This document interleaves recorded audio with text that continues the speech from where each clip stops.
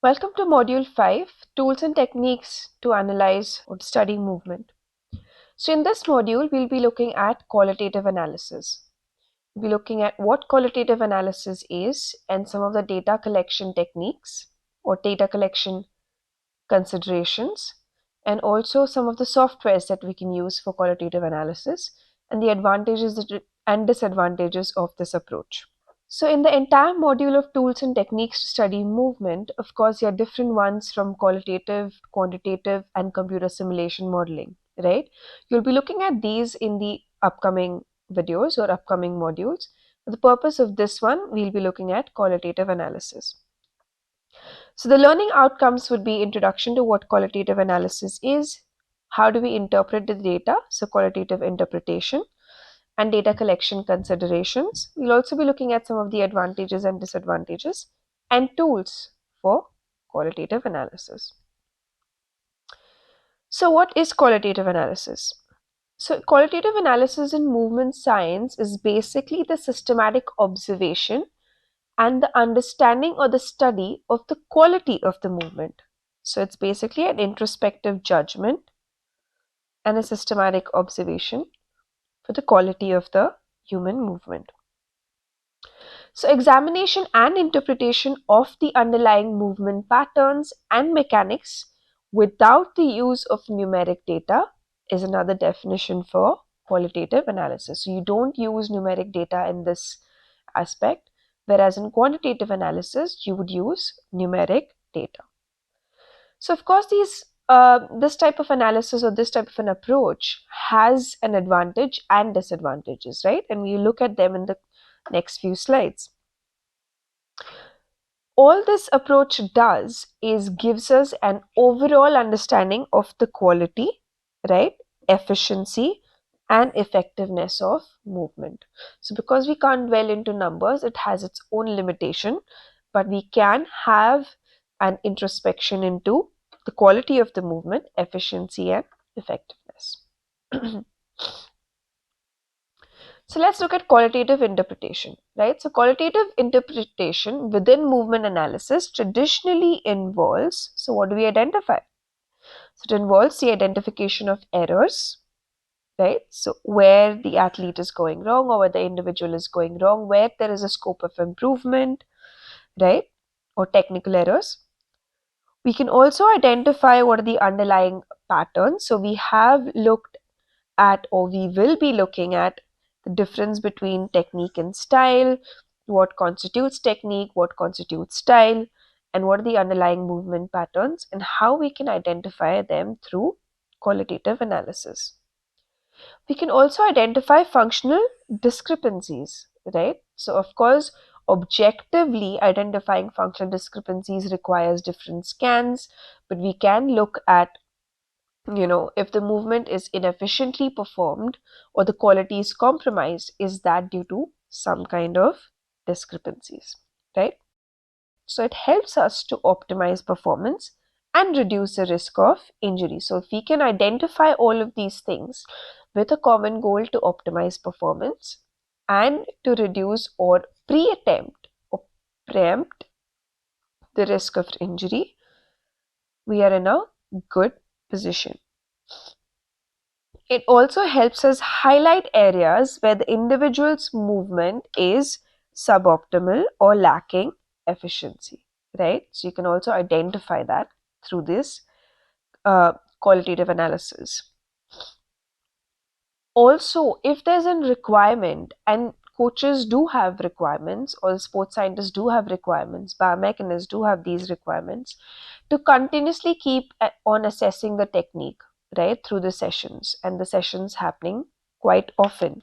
So regular reassessment and feedback to monitor the progress of an athlete. So if you're working on an athlete's technique and you need to keep on continuously monitoring the feedback, that's why qualitative analysis gives you an overall or a comprehensive view, and it assists you to monitor progress, ensures that recommended interventions or any kind of protocols that you might have set produce the desired outcome. So you can keep a track of them. Now let's look at some of the considerations for qualitative analysis when you're collecting the data. So to qualitatively analyze the movement, the data that you will be collecting will be with the use of video cameras. Now, although it's just a video camera on a tripod, there are different specs, there are different settings, there are different considerations for you to effectively have good quality data and to be able to predict or to be able to analyze the movement pattern that you want to study, right? So for us to be able to do that, let's look at some of the considerations for a good qualitative analysis, setup and analysis. So let's look at the tripod and the camera setup and some of the considerations. So make sure you attach the camera to the tripod, adjust it at a level. So you would have different levels and the camera is balanced on the tripod. And the camera axis is at 90 degrees to the movement plane. So for example, let's consider an example here. So if the subject is here, right? So that's your subject. And you are looking at a movement. So either place the camera here, right? Or you either place it here. So this is around, always at around 90 degrees to the movement. Imagine if you place a camera here, right? What happens? All of the movements that we studied in our functional anatomy of how the body moves, right, respect to their axes and planes of motions, you will not be able to achieve that or see that optimally from a different angle. So you make sure that whenever you're adjusting the tripod or you are placing the tripod, it is at 90 degrees to the movement that is happening. So you need to set up the tripod in such a way that it is at an appropriate distance. So you don't want a view where this individual is cut in half, right? Or you don't want a view where you have such a big composition or frame where the individual is hardly seen. So you place a tripod at a distance where the individual is optimally seen. Now you also place it at a height, again, roughly at the center of the vertical movement range. So imagine that you're doing some, why would this be important? Sorry, why would this be important? Imagine you're doing a movement of a vertical jump, right? So you need to place the camera in such a way that when the athlete is achieving this vertical jump, you're able to capture that volume or the vertical volume range of, movement as well, right? So you might have athletes with different heights, right? So you need to optimize this distance for every athlete or an individual athlete according to their height and their capacity to vertically jump as well. So it's roughly in the center of their vertical movement range. Also, sometimes when you're doing movements that require athletes to travel a horizontal distance and you want to capture the entire volume, you need to place it at roughly center of the horizontal range. Another consideration would be to zoom onto the object. So as we spoke about earlier, you don't want an entire frame where the athlete is just like a little minuscule there. You want it to be zoomed into the object as in your object of attention. So here it's the athlete in the movement plane.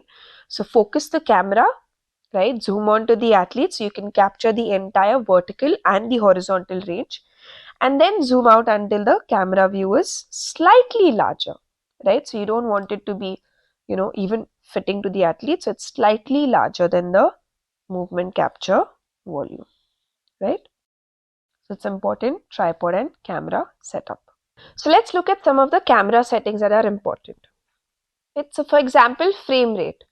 So what is frame rate? It's the number of frames that you record the activity over per second, right? So that's your frame rate, number of frames per second. And how would this be important, right? So for us to record with a higher frame rate is quite important. So the number of frames that you record, your camera setting is important to capture rapid movements. So if your frame rate is low, you'll have a blur effect, right? So for rapid movements, you need a higher frame rate. So now what's a good frame rate? So frame rate of over 100 frames per second, right? So that's a minimum requirement for sporting skills, is recommended for capturing your fast movements in sport accurately, right? So frame rate as a concept is extremely important, right?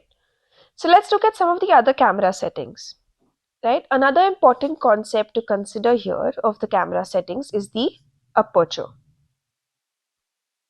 So what is aperture? So the aperture affects the brightness of the image or the video that you are capturing, right? And also the depth of field. So the depth at which the subject is at, the depth at which it is capturing, right? So smaller aperture would give you great depth of field, which is advantageous. You don't have like a large aperture as well, right? So adjust the aperture to control the depth of field, right? So ensuring all of your body segments. So if you're looking at something specific, just at the shoulder, if you're looking at the wrist, or if you're looking at the overall movement, you need to adjust the aperture in such a way that all of your body segments that you're looking at are in focus. And at the same time, you're minimizing the distractions at the background, right? So that's how aperture is important. Let's look at another concept of shutter speed. So what is shutter speed? So it's the speed at which the shutter of your camera opens and shuts. So the speed at which the shutter of your camera opens and shuts. So it's the length of the time the camera shutter is open. So it's your exposure time. So you would be knowing a lot in the camera settings about exposure, right? So it's the exposure time. So the slower the shutter speed, there'll be a blur effect. Whereas high shutter speed, the image will be darker. So you need to adjust it in such a way that the shutter speed is optimized. Set the shutter speed appropriately to avoid motion blur and maintain optimal exposure. So you don't even want it to be blurred, you don't even want it to be darker. It needs to be at a really good sweet spot. Along with the shutter speed, you also need to adjust what is called as the white balance. So set the white balance to ensure accurate color representation. So you don't want too much white crashing, you don't even want too much, highlight of white or the light. So set the white balance to ensure accurate color representation. So what are some of the other considerations when you're collecting data? Your camera position and alignment. So we've looked at the tripod position, we've looked at how high or low the tripod needs to be in vertical range, in horizontal range.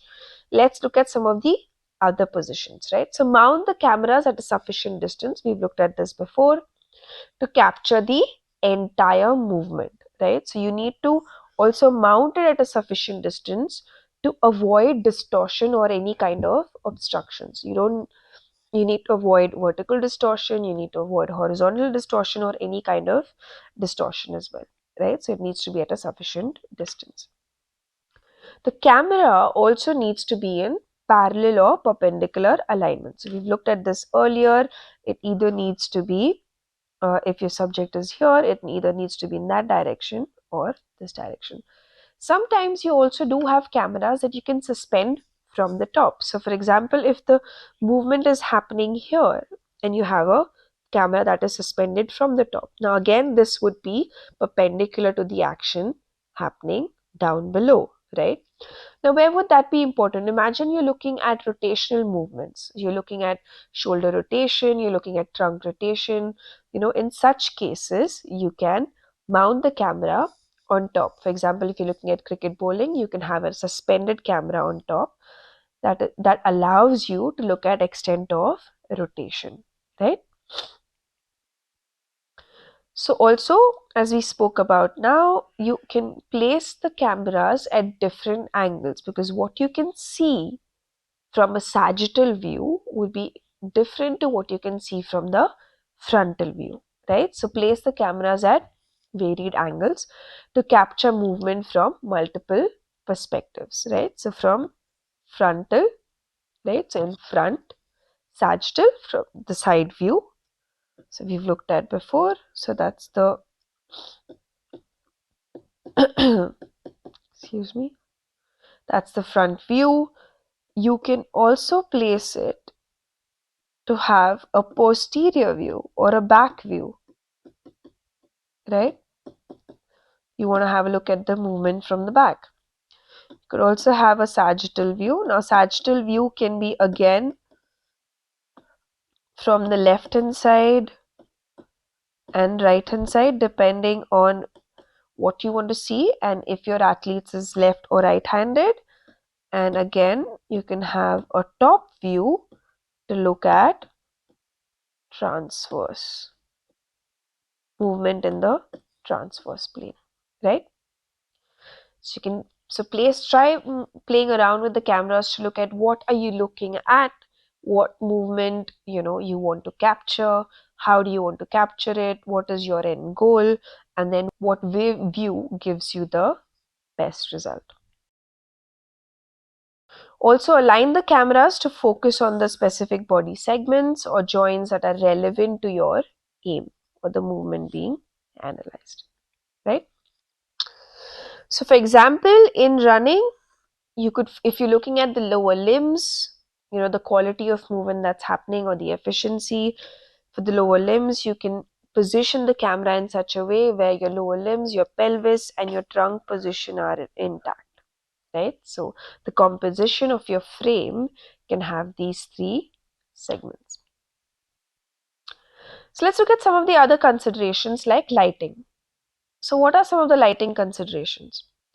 Ensure that there is consistent and adequate lighting. So of course that's important. You can't have too much light, you can't have too little light, and it's also important for us to minimize shadows. Now why would that be important? If you are using this video as an input into any of the softwares, right? If you want to avoid any kind of distortions, then you need to also look at minimizing shadows. So for that, you need consistent, adequate lighting.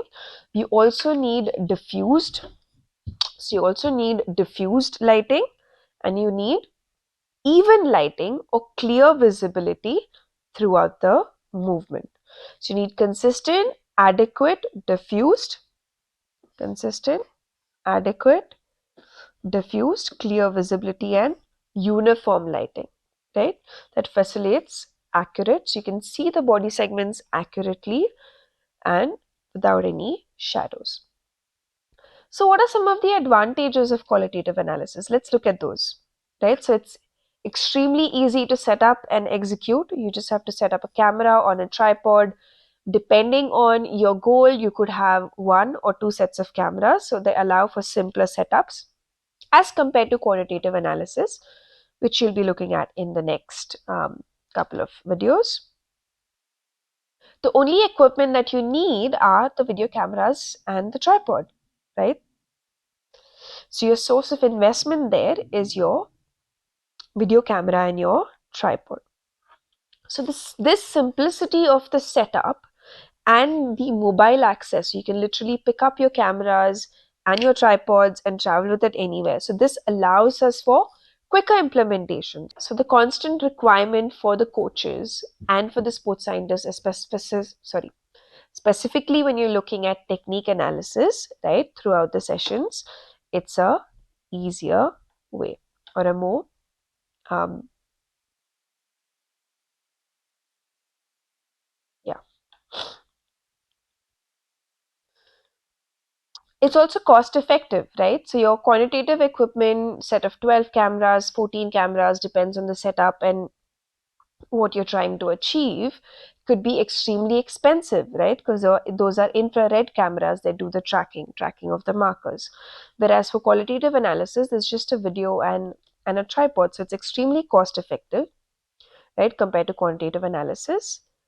So it also involves softwares as well, but they're not that, comparatively, they would be less expensive, right? So it's relatively affordable and widely available.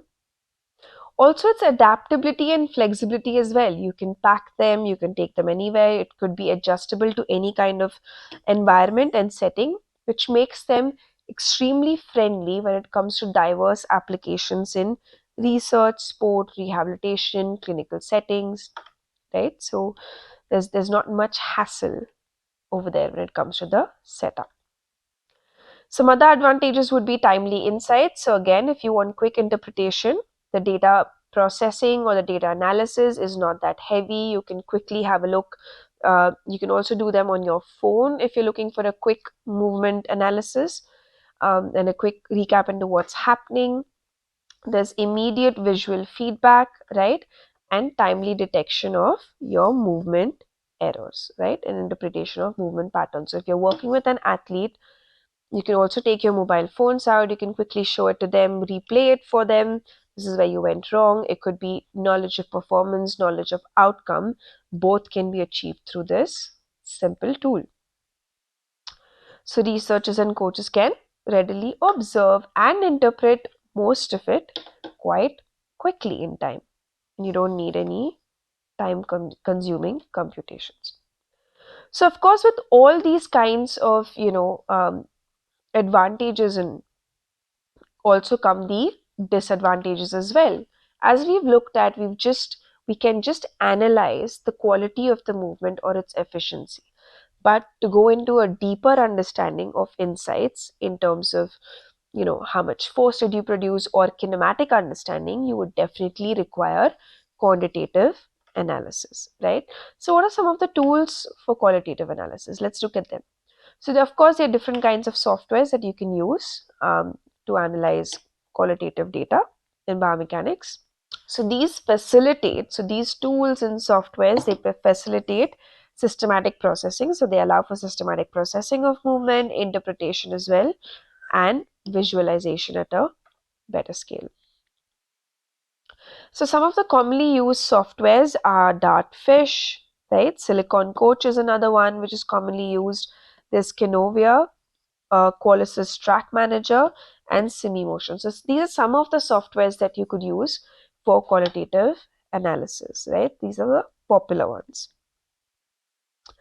So your selection of these softwares depends on a number of things. Now these are, quite acquainted with your data acquisition systems, but you still need to check some of the specific features like the functionalities that you require. So some softwares might have an advantage over the other if you're looking for something specific. So of course you need to do a spec analysis or a compatibility analysis with your existing hardware systems that you would have or data acquisition systems. And of course, what are your analytical requirements as well? How complex of an analysis do you need?